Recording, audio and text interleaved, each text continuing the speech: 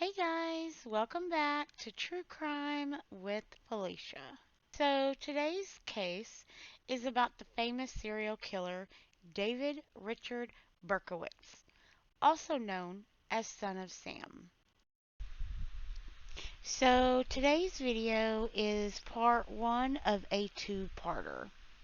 So before we get into this case, I would like to say I mean no disrespect to the victims or their families. If I get any of the information wrong, I'm sorry, that was not my intention. The information I give is what I found in my research of this case. So, this case does contain murders of young adult victims. So, if that is a trigger for you, please feel free to back out of watching this video. Your mental well being comes first, and I am sure I will see you again with another video. David Richard Berkowitz was born Richard David Falco on June 1st, 1953, in Brooklyn, New York. His mother, Elizabeth Betty Border, grew up as part of an impoverished Jewish family and was a waitress. She married Tony Falco, an Italian American, in 1963. After a marriage of less than 4 years, Tony Falco left her for another woman. In 1950, Elizabeth started a relationship with a married man named Joseph Kleinman. 3 years later, she became pregnant with a child whom she named Richard David Falco. Within a few days of Richard's birth, Elizabeth gave the child up for adoption. Although her reasons for doing so are unknown, some writers have speculated that Kleinman threatened to abandon her if she kept the baby and used his name. The infant boy was adopted by Pearl and Nathan Berkowitz of the Bronx. The Jewish American couple were hardware store retailers of modest means and childless in middle age. They kept the boy's first and middle names and gave him their last name, raising him as David Richard Berkowitz. Journalist John Vincent Sanders wrote that David's childhood was somewhat troubled. Even though he had an above average intelligence, he lost interest in learning at an early age and became infatuated with petty larceny and starting fires. Neighbors and relatives would recall David as difficult, spoiled, and a bully. His adoptive parents consulted at least one psychotherapist due to his misconduct, but his misbehavior never resulted in a legal intervention or serious mention in his school records. He attended Christopher Columbus High School, Sonny Sullivan, and the Bronx Community College. David's adopted mother died of breast cancer when he was only 14 years old, and his home life became strained during later years, particularly because he disliked his adopted father's second wife.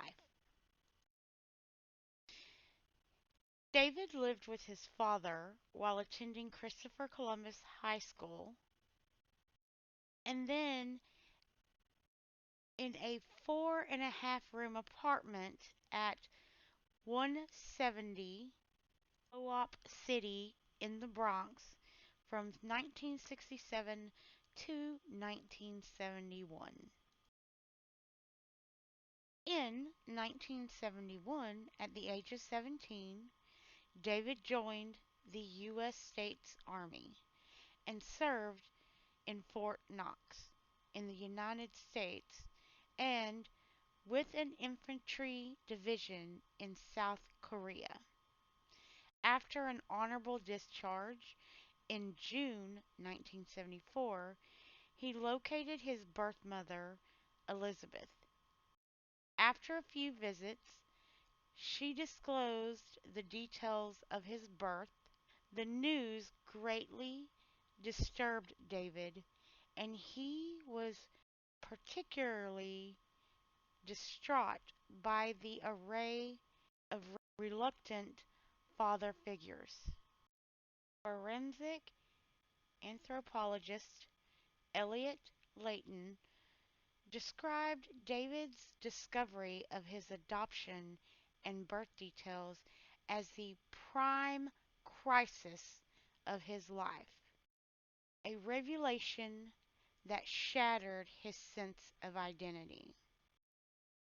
David's communication with his birth mother later stopped, but for a time he remained in communication with his half sister, Rosalie. He attended Bronx Community College for 1 year, enrolling in the spring of 1975. In 1976, he went to work as a driver for the Co-op City Taxi Company.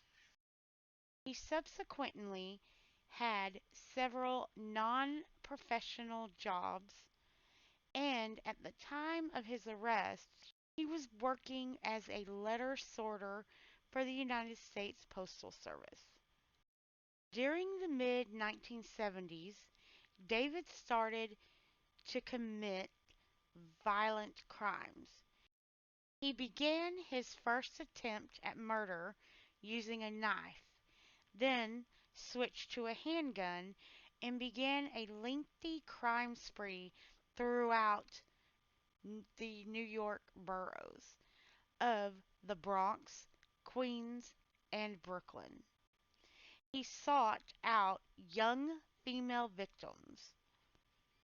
He was mostly attracted to women with long, dark, wavy hair. All but one of the crime sites involved two victims. He infamously committed some of his attacks while the women sat with boyfriends in parked cars. He exhibited an enjoyment of his activities, often returning to the scene of the crime. Okay, so now I'm going to go over each crime in order.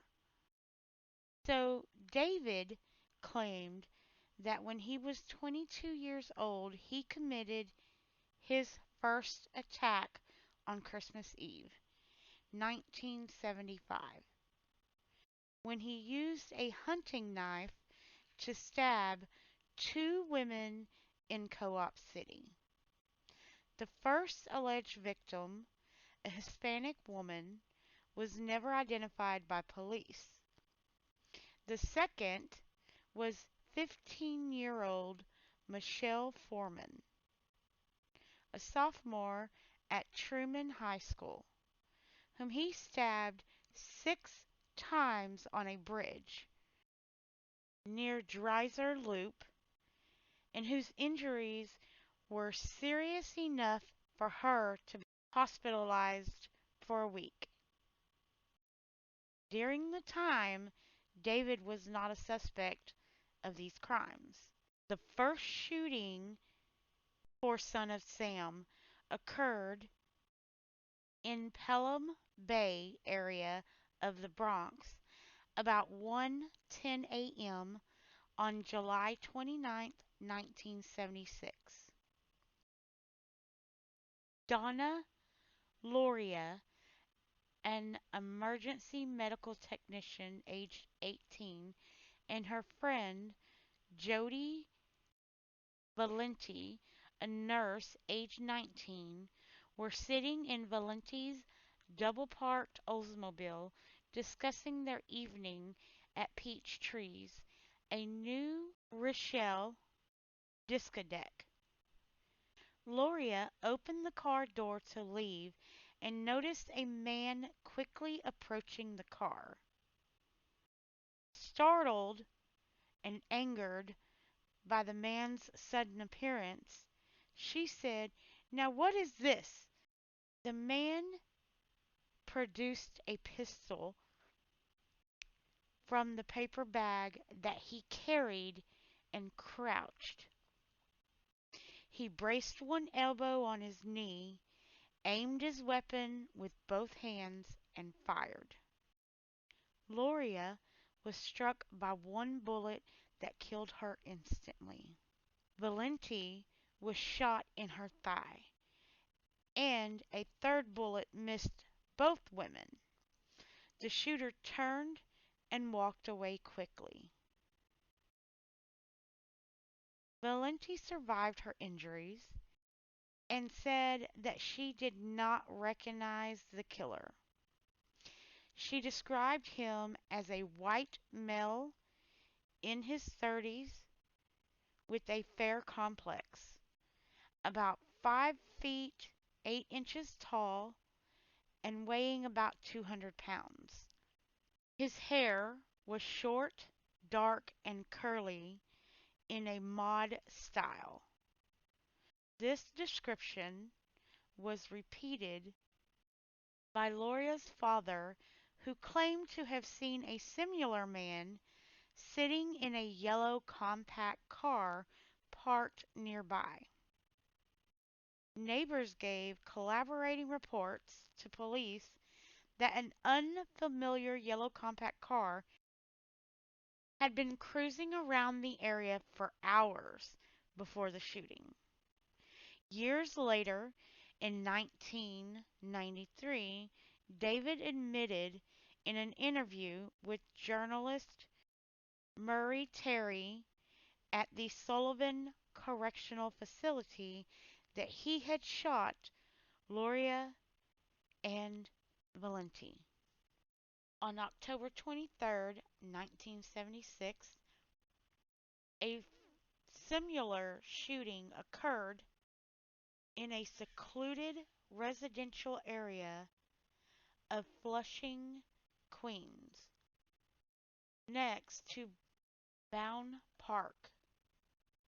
Carl Denaro, a Citibank security guard age 20, and Rosemary Keenan, a Queens College student age 18, were sitting in Keenan's parked car when the windows suddenly shattered. "I felt the car explode," Denaro said later. Keenan quickly started the car and sped away for help. The panicked couple did not realize that someone had been shooting at them, even though Denaro was bleeding from a bullet wound to his head. Keenan had only superficial injuries from the broken glass, but Denaro eventually needed a metal plate to replace a portion of his skull. Neither victim saw the attacker. Police determined that the bullets embedded in Keenan's car were from a .44 caliber, but they were so deformed that the police thought it was unlikely that they could ever be linked to a particular weapon. Denaro had shoulder length hair, and police later speculated that the shooter had mistaken him for a woman.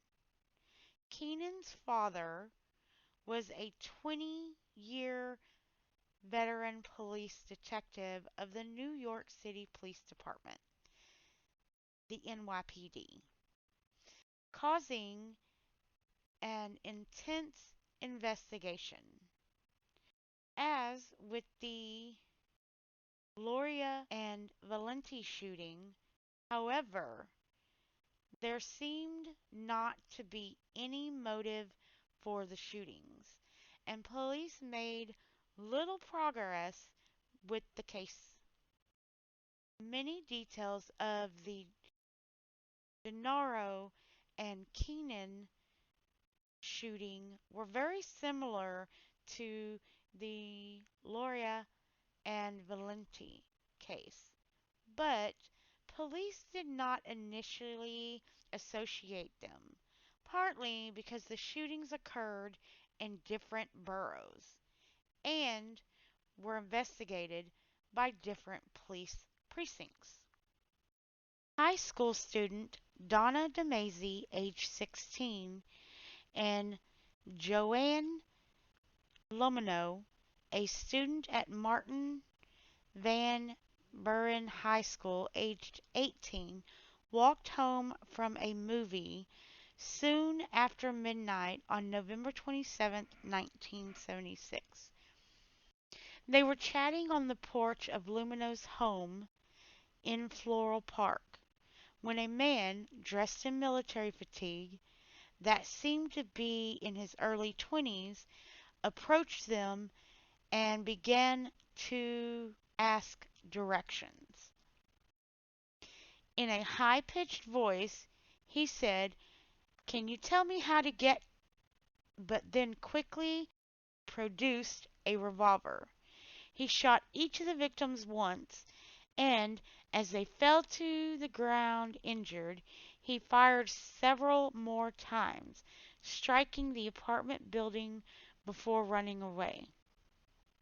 A neighbor heard the gunshots, rushed out of the apartment building, and saw a blond man rush by gripping a pistol in his left hand.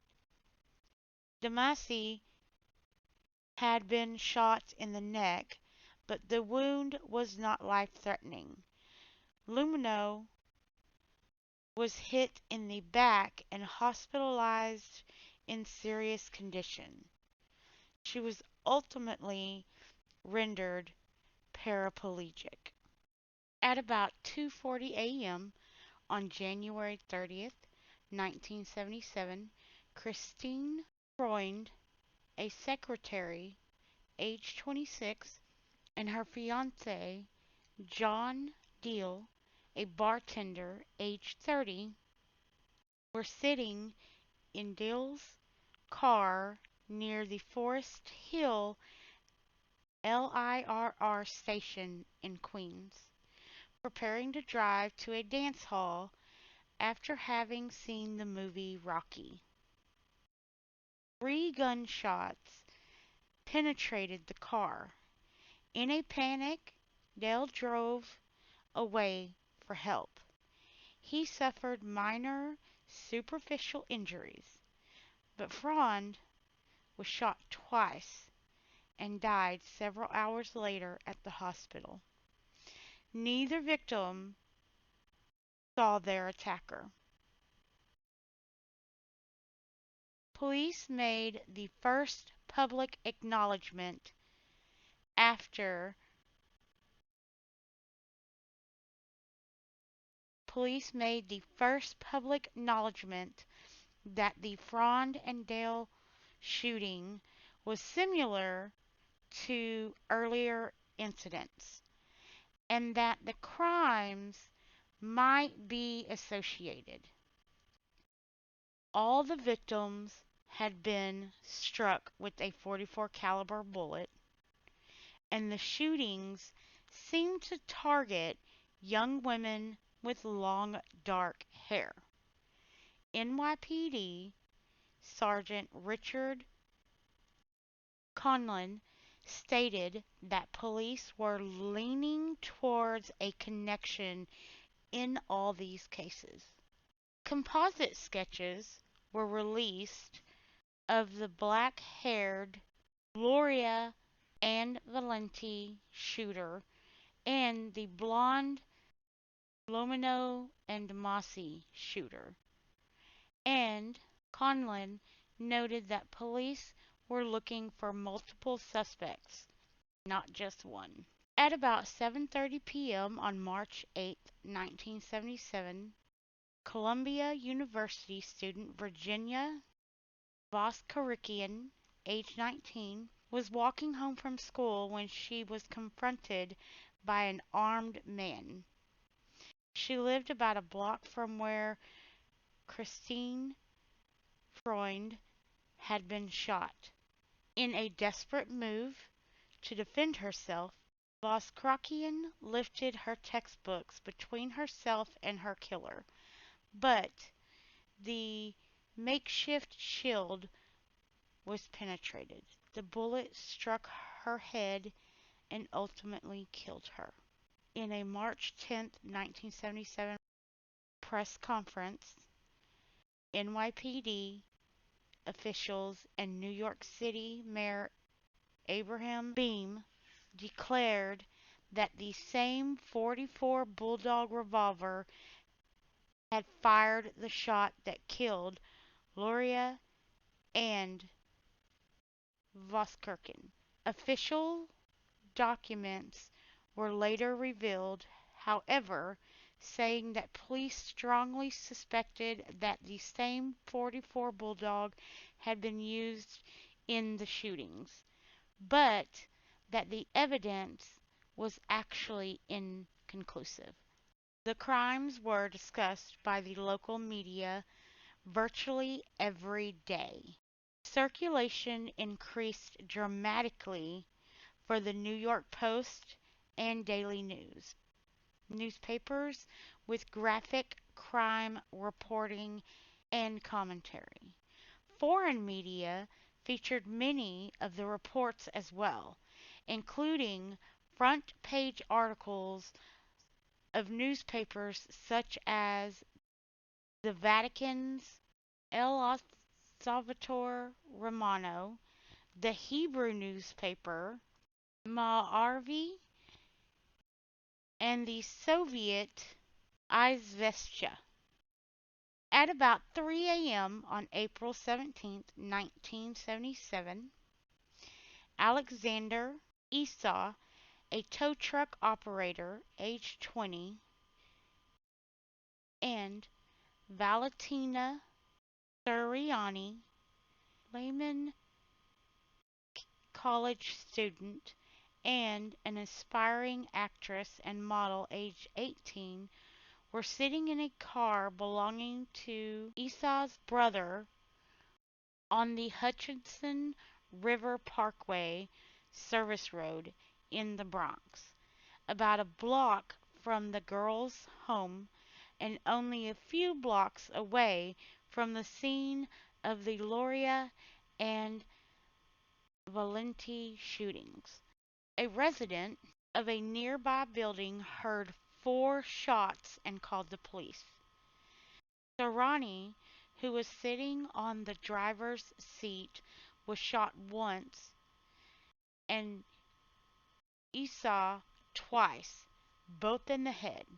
Sarani died at the scene, and Esau died in the hospital several hours later without being able to describe his attacker. Police said that the weapon used for the crime was the same as the one which they had suspected in the earlier shootings. On September 23, 1993, in an interview with journalist Murray Terry at the Sullivan Correctional Facility, David admitted that it was him who committed the crime. Police discovered a handwritten letter near the bodies of Esau and Sarani, written mostly in block capital letters with a few lowercase letters. and addressed to NYPD Captain Joseph Borelli. With this letter, David revealed the name Son of Sam for the first time. The press had previously been calling the killer the 44 caliber killer because of his weapon of choice. The letter was initially withheld from the public, but some of its contents were revealed to the press, and the name Son of Sam quickly replaced the old one. The letter expressed the killer's determination to continue his work and taunted police for their fruitless efforts to capture him. In full, with misspellings intact, the letter read, I am deeply hurt by your calling me a woman hater. I am not, but I am a monster. I am the son of Sam. I am a little brat. When Father Sam gets drunk, he gets mean. He beats his family. Sometimes he ties me up to the back of the house. Other times he locks me in the garage. Sam loves to drink blood. Go out and kill, commands Father Sam. Behind our house, some rest, mostly young, raped and slaughtered, their blood drained, just bones now. Papa Sam keeps me locked in the attic, too. I can't get out, but I look out the attic window and watch the world go by. I feel like an outsider. I am on a different wavelength than everybody else, programmed to kill. However, to stop me, you must kill me. Attention all police. Shoot me first. Shoot to kill or else. Keep out of my way or you will die. Papa Sam is old now. He needs some blood to preserve his youth. He has had too many heart attacks. Too many heart attacks. Ugh, me hoot it hurts, sonny boy. I miss my pretty princess most of all. She's resting in Our Lady's house, but I'll see her soon. I am a monster. Beelzebub, the chubby behemoth. I love to hunt, prowling the streets looking for fair game, tasty meat. The women of Queens are the prettiest of all. I must be the water they drink. I live for the hurt, my life. Blood for Papa. Mr. Borelli, sir, I don't want to kill any more, sir. No more, but I must. Honor thy father. I want to make love to the world. I love people. I don't belong on earth. Return me to Yahoos. To the people of Queens, I love you, and I want to wish all of you a happy Easter. May God bless you in this life and in the next. And for now, I say goodbye and good night. Please let me haunt you with these words. I'll be back. I'll be back. To be interpreted as bang, bang, bank, bang. Ugh. Yours in murder, Mr. Monster. Okay, guys, for a second, let's talk about this letter. Up on the screen now is the letter. And as you read through it, it's almost like a child was writing it. There's so many misspelled words. Most of it doesn't really even make sense. And my whole thing is he's a really intelligent man. So if he wrote this, did he write it this way to deflect it from him? To make the police not realize it came from David? At the time, police speculated that the letter writer must be familiar with Scottish English. The phrase, "me hoot it urts sonny boy," was taken as a Scottish accented version of "my heart it hurts sonny boy." And the police also hypothesized that the shooter blamed a dark haired nurse for his father's death due to the too many heart attacks phrase and the facts that Gloria was a medical technician and Valente was studying to be a nurse. The killer's unusual attention toward the police and the media received widespread scrutiny. Psychologists observed that many serial killers gain gratification by eluding pursuers and observers. The feeling of control of media, law enforcement, and even entire populations provides a source of social power for them. After consulting with several psychiatrists, the police released a psychological profile of their suspect on May 26, 1977. He was described as neurotic and probably suffering from paranoid schizophrenia, and believed himself to be a victim of demonic possession.